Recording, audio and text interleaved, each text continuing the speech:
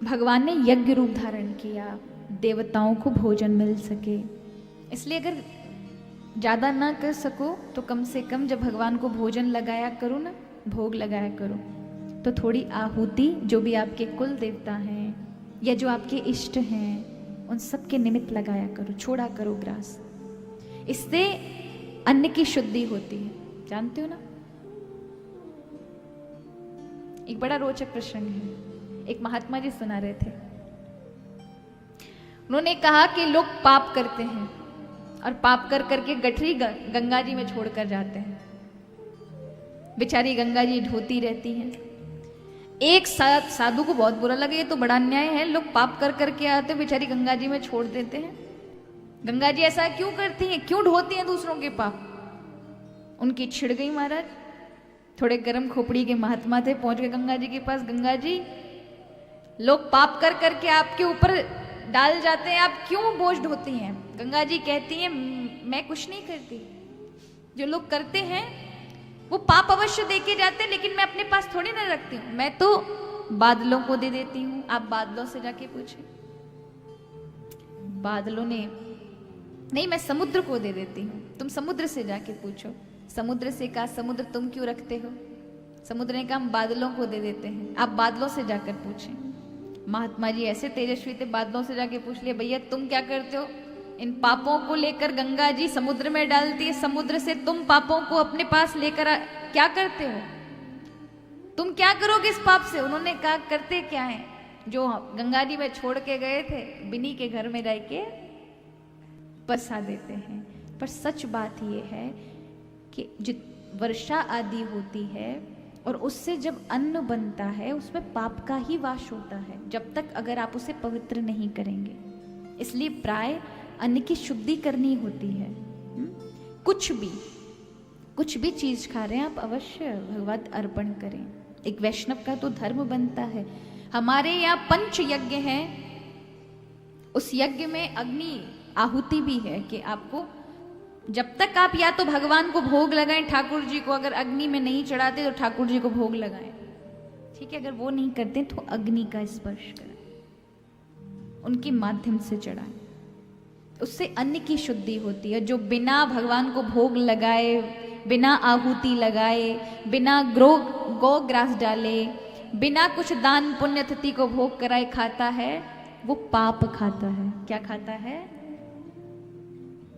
ये पृथ्वी का पाप होता है।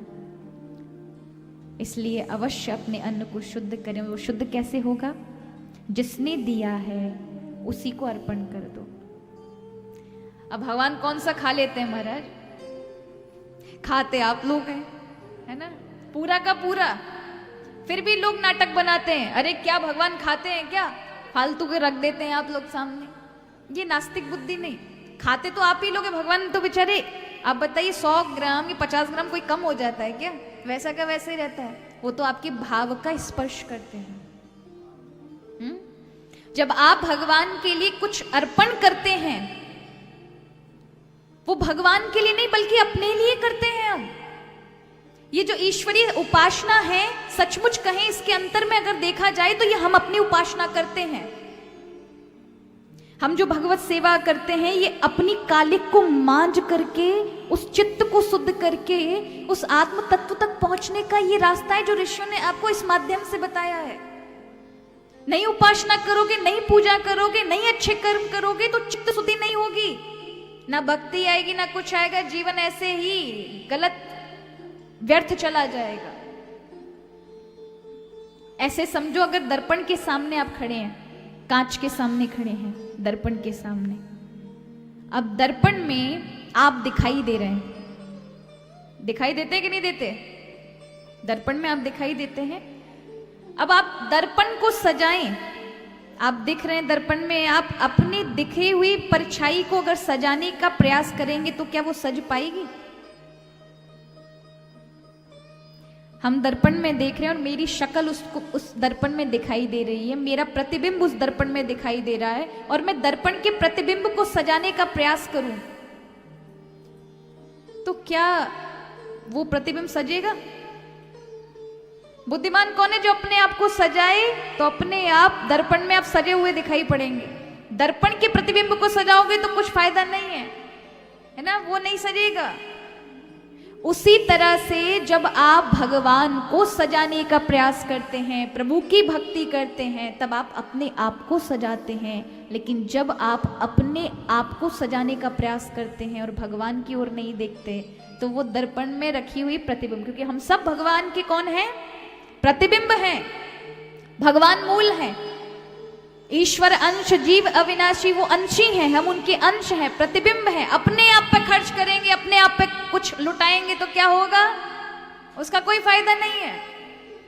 लेकिन जब भगवान को सजाएंगे, अपने अंशी को सजाएंगे, तो अपने आप वो सारी चीजें हम में खुद व खुद सज जाती हैं। अगर हम थोड़ा बहुत भी अच्छे शुभ कार्यों में करते हैं तो वह हमें प्राप्त होता ही होता है। आखिर हमने अपने मूल निज रूप को जो सजाया है।